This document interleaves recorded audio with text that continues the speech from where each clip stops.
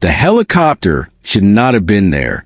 Its rusted rotors were tangled in pine branches like broken wings, its faded military paint swallowed by moss and time. Snow fell softly around it, muffling the world, as Emily Carter stood frozen at the edge of the ravine, staring at a machine the world had forgotten. In that instant, with the wind biting through her jacket and silence pressing against her chest, Emily sensed that whatever waited inside that helicopter would change her life in ways she was not ready to understand. Emily Carter was a lone aircraft mechanic in rural Montana, one of the few women in a field that rarely noticed her unless something went wrong. She worked contract jobs for small airfields, repairing crop dusters, bush planes, and the occasional private helicopter flown by wealthy tourists. Her hands were permanently marked by grease and scars, her back bent by years of labor, her heart quietly heavy. Faith had once been central to her life, but after her husband died in a highway accident 5 years earlier, prayer began to feel like words echoing back unanswered. Still, she wore the small silver cross he'd given her, tucked beneath her shirt, a reminder of who she used to be. That winter morning, Emily had been tracking a distress beacon signal reported by a hunter weeks earlier. Authorities had dismissed it as interference, but something in her wouldn't let it go. Old habits of responsibility and conscience pulled her into the mountains alone. She followed broken trees and faint metallic glints through the snow until the helicopter revealed itself like a secret unearthed by time.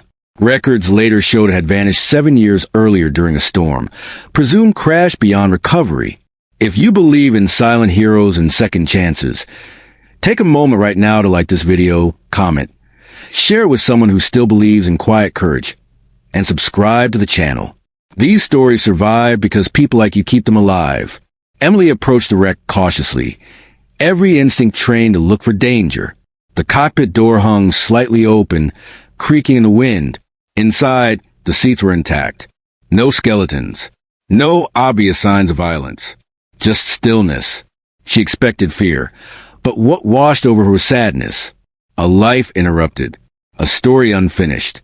Then she noticed a small metal case wedged beneath the co-pilot's seat, preserved by cold and shadow. It took effort to pry it loose. Her glove shook as she opened it, not from cold, but from a feeling she couldn't name. Inside were documents wrapped carefully in oilcloth, a leather-bound journal, a faded photograph of a smiling man holding a little girl, and a USB drive sealed in plastic. There was also a folded letter addressed simply, "To whoever find this, please finish what I could not." Emily sat back on the snow, breath catching her throat. The helicopter was no longer a machine. It was a message. Back home, by the dim light of her workshop, Emily began piecing the truth together. The man in the photo was Daniel Whitaker, a Christian humanitarian pilot who flew medical supplies into remote communities. The journal detailed his final mission, transporting evidence of an illegal weapons trade tied to a private defense contractor. Daniel knew he was being followed. The helicopter had been sabotaged. He managed to land before the engine failed completely, but he was injured and unable to hike out. His last entries were prayers, not for rescue, but for someone honest enough to finish his work. Emily struggled to breathe as she read. She had never met Daniel, yet his words felt intimately close. He wrote about faith tested by fear, about trusting God even when outcomes were unknown. The last page ended abruptly. The USB drive changed everything. It contained files, videos, and records that could bring down powerful people. Emily understood the danger immediately. Turning this in could put her in real risk. Ignoring it would be easier, safer. For the first time in years, she knelt on the cold concrete floor of her workshop and prayed. Not with polished words, but with raw desperation. She asked God not for protection, but for courage. The days that followed were the hardest of her life. Strange vehicles appeared near her home. Anonymous calls filled her voicemail with silence. Fear crept in like oil under a door. Emily questioned herself constantly.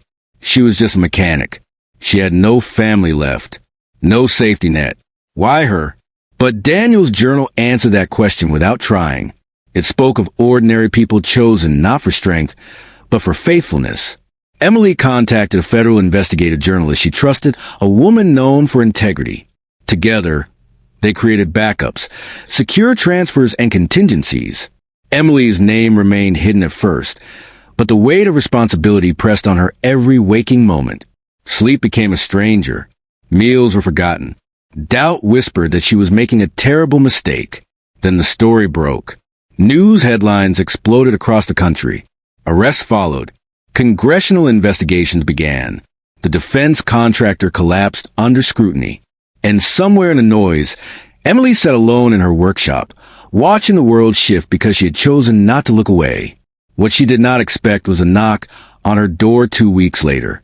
A woman stood outside in a heavy coat, eyes rimmed red from crying. She introduced herself as Sarah Whitaker, Daniel's daughter. She had been searching for answers for years. When the evidence surfaced, she traced it back to the journalist who finally led her to Emily. Sarah hugged Emily without hesitation, grief and gratitude pouring out in equal measure.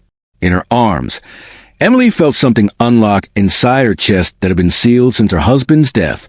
She was not alone. She had never truly been.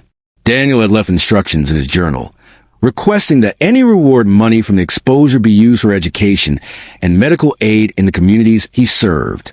Authorities honored it. Emily refused any financial gain for herself, but Sarah insisted on one thing, that Emily accept Daniel's old hangar, donated in his name, to train young mechanics from underserved backgrounds. Emily almost said no. Old habits of invisibility tugged at her, but faith, once shaken, was slowly returning. The hangar became a place of second chances. Veterans with broken careers. Young women told they didn't belong. Men and women rebuilding lives through honest work. Emily taught them all, not just mechanics, but responsibility, humility, and quiet courage. She hung Daniel's photo on the wall, next to her husband's cross. If this story touched your heart, if it reminded you that faith and integrity still matter, please like this video, share it with someone who needs hope, and subscribe to the channel so these stories of courage continue to reach the world. Before the ending, we have a special request. Comment below and write silent hero if you believe ordinary people can change lives without applause. Years later, hikers still pass the ravine where the helicopter rests, now marked and protected. Some call it a relic. Some call it a warning. Emily knows the truth. It was a calling, one that found her when she was most lost, and gave her a reason to believe again. In the quiet of her workshop, surrounded by engines humming back to life, Emily Carter finally understood that God never abandoned her.